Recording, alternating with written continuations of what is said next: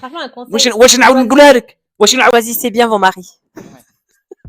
Et bienvenue dans cette nouvelle vidéo, les 10 minutes qui changent ta semaine. J'espère que vous allez bien, que vous avez passé de bonnes vacances.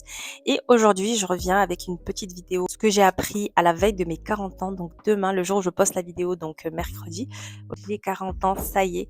J'ai compris une chose assez essentielle, c'est que tant que tu ne protèges pas ton énergie, tu peux pas tenir des objectifs et tu peux pas avancer et tu peux pas construire la vie que tu veux et que tu mérites, tout simplement. Donc aujourd'hui, je vais te partager mes meilleurs, on va dire, conseils de ce début d'année pour protéger justement ton énergie, te simplifier toujours et surtout pour que tu puisses créer un espace rien que pour toi. Donc le premier conseil que j'ai envie de te donner, c'est l'alimentation. Libérer sa charge mentale dans tout ce qui est menu, etc. On va commencer par quelque chose de très concret. Ce que je te conseille, c'est d'instaurer des catégories de menus dans ta semaine.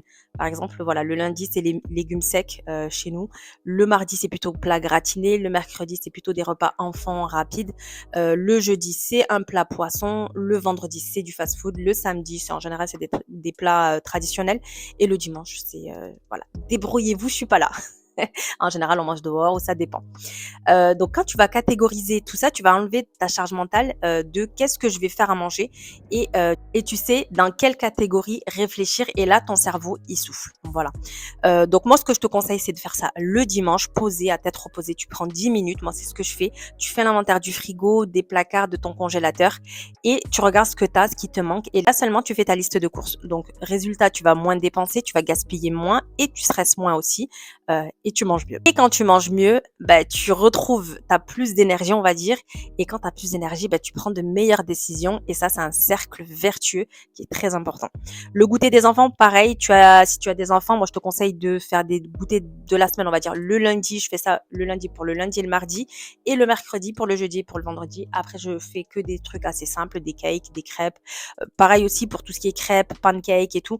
Moi, je te conseille de faire la pâte toujours le soir quand tes enfants ils sont en train de manger, par exemple, et que tu es à côté d'eux en train de faire voilà, que tu es en train de vider de la vaisselle et tout, profites-en pour lancer par exemple une pâte à crêpes, pâte à pancake et tu la mets dans ton frigo pour le lendemain. Ça déjà, ça va t'économiser du temps. Deuxième point, s'organiser et visualiser, c'est très important, je vous en parle tout le temps. Ça va créer de l'espace mental et ça ça change vraiment beaucoup de choses. Pour économiser ton énergie, je te conseille vraiment d'utiliser soit un petit planeur comme ça, moi que je prends à Action, franchement je les trouve très très bien. Et j'ai toujours un petit livret comme ça, pareil à Action, ils sont vraiment sympas ceux d'Action. Donc je te conseille de prendre un petit planeur ou un petit carnet avec un tracker d'habitude, sinon tu te le fais toi-même, c'est très facile. Et juste en dessous, tu mets tes objectifs de la semaine. Ça, le cerveau, lui, il adore cocher, ça stimule ta motivation, la régularité, le sentiment d'avancer quand tu vas cocher à chaque fois ce que tu as fait.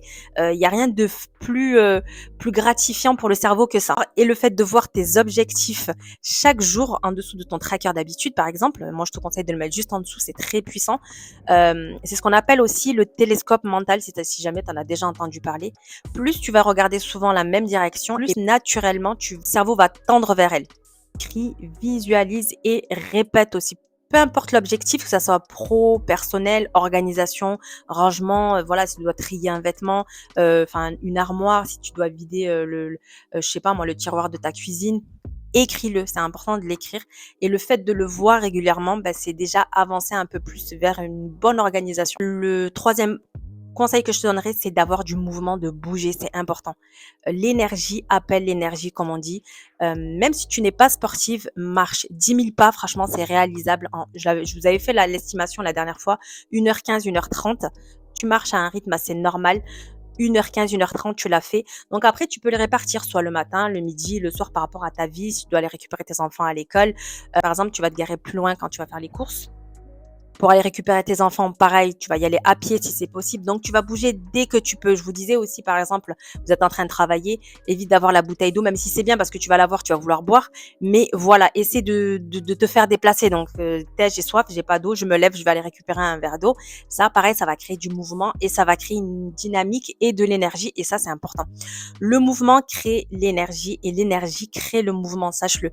Donc, voilà, ça joue vraiment sur ton moral, sur ton stress, sur ta santé mentale et sur ton sommeil aussi qui est très important. Sache que même si tu fais peu, c'est déjà mieux que rien. Dis-toi-le, même si c'est un peu, c'est pas grave. J'ai 15 minutes avant d'aller récupérer mes enfants. Ben là, j'aurai pas le temps d'aller marcher ou là, je vais pas avoir le temps de faire ci ou ça. C'est pas grave, fais-le. T'as 15 minutes, vaut mieux ça que rien. Tout ce sont des petits votes en faveur de la personne que tu veux devenir et ça, c'est très important. Et comme ça, tu vas envoyer de bons signaux à ton cerveau. Quatrième point, je te conseille d'anticiper tout ce que tu sais qui va te nuire, d'anticiper pour ne pas subir. Et là, on va parler de tout ce qui va déclencher, les déclencheurs, comme James Clear aime bien appeler ça dans son livre. Tout ce qui est déclencheur de mauvaises habitudes. Et tu es fatigué, bah, tu manges souvent mal. Quand tu manges mal, tu dors mal. Et quand tu dors mal, tu es irritable et tu perds ton énergie. Donc déjà, rends l'accès aux mauvaises choses plus difficile. Cache les gâteaux, les chips, les sucreries. Ne les mets pas à portée de main en permanence. Donc, quand tu ouvres ton placard, il faut que tu aies que des bonnes choses à manger, quoi. Si tu as un paquet de chips qui traîne ou si tu as un paquet de gâteaux, forcément, ça va être plus facile pour toi et d'aller vers cette facilité-là.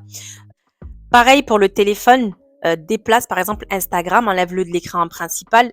Tu oblige ton cerveau à taper le nom. Moi, je l'ai fait sur mon téléphone et ça a changé beaucoup de choses. J'ai enlevé carrément de l'icône de mon écran principal. Du coup, je suis obligée de taper Instagram et du coup, c'est vrai que voilà, ça me demande un peu plus d'effort et des fois j'ai la flemme. Je me dis, j'ai pas envie. Donc voilà, ça casse l'automatisme et ça rend le scroll un peu inconscient. Chaque clic en moins, c'est un peu plus d'énergie que tu vas gagner, vraiment. Je crois qu'on minimise beaucoup l'impact des réseaux sociaux sur notre cerveau.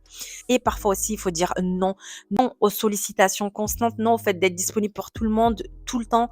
Parfois, il vaut mieux un non qui vient du ventre plutôt qu'un oui qui vient de la tête. Vraiment. Donc, il faut savoir se respecter. C'est pas égoïste, les filles. Franchement, c'est pas égoïste. C'est vraiment protéger ton énergie. Parfois, t'as envie de rendre service. Je suis la première à être comme ça. Hein. T'as envie de rendre service, t'as envie d'aider, etc. et tout, mais t'es fatigué, t'as la flemme, mais t'as envie quand même. Ben oui, mais tu t'écoutes, tu peux pas. Ça encore une fois, il faut savoir que ça diminue ta valeur auprès des gens. Le fait d'être tout le temps disponible et de tout le temps dire oui, oui, oui, ça diminue ta valeur auprès de toi et auprès des autres. Donc c'est important parfois de rééquilibrer un peu tout ça et de pas être tout le temps disponible et de penser à soi. Voilà, si c'est quelque chose que tu peux faire, tu peux rendre service, tu peux aider, ben vas-y, marhaba, il y a pas de problème. Mais si tu sens que t'as pas envie, ton ventre il te dit non, ben apprends à t'aligner avec ton corps déjà et voilà, si dans ton corps tu ressens que c'est non, et ben c'est non et surtout ne te justifie pas, par pitié, arrête de te justifier. Voilà, non, il n'est pas obligé d'être accompagné parce que non et puis c'est tout. Voilà, et ça c'est une façon aussi d'éduquer les gens et de t'éduquer aussi toi en premier à te respecter tout simplement. Ensuite, on va parler du sommeil plus les rituels du soir. Recharger sa batterie, c'est important. Ton sommeil, c'est ta batterie. Tu peux pas espérer être forte, stable et patiente si tu dors mal. Lit avant de dormir, c'est excellent pour apaiser le cerveau. Ça crée une ambiance calme, pas d'écran. Ça aussi, je te le déconseille. Moi, petit rituel du soir, donc un petit roll-on, mes huiles essentielles, mon petit spray d'huile surtout. Fais ta to-do list le soir. Tu prépares tes vêtements la veille, tu prépares ceux des enfants aussi si t'en as. Tu mets la table du petit déjeuner aussi, ça peut te faire économiser de l'énergie. Et une chose que je peux te conseiller aussi, c'est de préparer des capsules tenues de la semaine le dimanche soir. Franchement, ça c'est un truc qui va te libérer du temps, de l'énergie. Ça te fait vraiment gagner un temps. Je peux te conseiller Pinterest aussi pour allier les tenues, les couleurs, etc. Et tu les prends en photo, tu fais un petit dossier sur ton téléphone et comme ça va plus vite la semaine déjà. Mais fais-le, tu gagnes vraiment beaucoup de temps à faire ça tous les soirs. Tu auras juste à préparer la tenue que tu auras préparée dans ta capsule le dimanche soir. Donc, franchement, teste cette technique et tu m'en dis des nouvelles. C'est vraiment quelque chose, moi, qui m'a beaucoup facilité. Le dimanche soir, je sors tout sur mon lit et je regarde quoi va avec quoi. Je sais qu'aussi, il y a des IA, des intelligences artificielles qui le font aussi, qui permettent d'assembler. Mais bon, moi, je crois que sur Pinterest, en général, je me fais des petits dossiers et ensuite, voilà, j'ai juste à piocher dans... Et ce qui est bien aussi, c'est que tu te rends compte qu'il y a beaucoup de vêtements que tu ne mets pas parce que tu sais pas avec quoi les mettre. Donc voilà, le fait d'avoir Pinterest à côté et d'avoir des outils comme ça, ça te permet de sortir des vêtements que tu n'as pas l'habitude de mettre et de les aligner, de les assembler avec des choses auxquelles tu n'aurais pas pensé, par exemple. Et si tu as tendance à repousser les choses, à procrastiner beaucoup, moi c'était mon cas, et c'est la méthode 5, 4, 3, 2, 1, elle est super efficace, tu comptes et tu te lèves sans réfléchir, voilà. Ensuite, moi j'aime bien me parler, je me lève et je me dis, ok, là je vais me faire un café, ensuite je vais vider de la vaisselle. Moi je me parle beaucoup, hein. C'est ce que je disais à mon mari il y a pas longtemps, je lui disais, je me parle tout le temps, et j'ai vu que dans des études, c'était hyper important de dire les choses, de nommer les choses, même dans le livre de James Clear, là, les micro-habitudes, pareil, il dit que c'est important de nommer, de dire les choses. OK, là, je vais, à ma séance de sport et juste après, j'irai faire mes courses. Par exemple, le fait de nommer et de donner des instructions claires, ça, le cerveau, il aime bien parce qu'il sait où il va et ça va lui permettre aussi, d'économiser son énergie parce que tu as déjà dit les choses et tu as juste à les faire, en fait.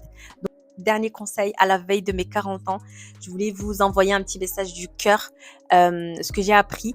Peut-être pour certaines, celles qui vont passer peut-être le cap cette année. J'ai appris que plus je m'organise, plus je prends soin de moi et plus j'anticipe et plus je protège mon énergie et plus j'ai la capacité de penser pour mon avenir. Pas seulement en tant que maman, pas seulement non plus en tant qu'épouse, mais en tant que femme. Donc, mets-toi des objectifs qui ne dépendent de personne. Tu veux créer une entreprise, tu veux écrire un livre, un nouveau projet, un rêve, note-toi-les, c'est très important. Dans un an, où est-ce que tu seras? Parce que tout ce que tu mets en place aujourd'hui te rapproche de la femme que tu veux devenir. Ça, faut le mettre dans le making of. Franchement, un conseil. واش نعاود نقولها لك واش نعاود نقولها لك Choisissez bien vos maris. Tout ce que tu mets en place aujourd'hui, ça te rapproche de celle que tu veux devenir. Donc cette année, ne cherche pas à devenir quelqu'un d'autre. On arrête les comparaisons, voilà. Chacun reste à sa place, s'il vous plaît, hein. Parce que quand une femme retrouve son énergie, mine de rien, tu as envie d'atteindre tes objectifs. Voilà. Tout ce que tu as toujours rêvé, tout ce que tu as toujours voulu, ce sont des choses qui prennent une place et un sens important dans ta tête et dans ta vie, tout simplement. Cette vidéo t'a aidé, dis-le moi en commentaire. Partage-la peut-être à une maman ou à une femme qui en a besoin. Et on se retrouve mercredi prochain pour les 10 minutes qui changent ta semaine. Et on se retrouve aussi dimanche pour le vlog de la semaine. D'ici là, je vous dis, prenez soin de vous. Bisous, bisous.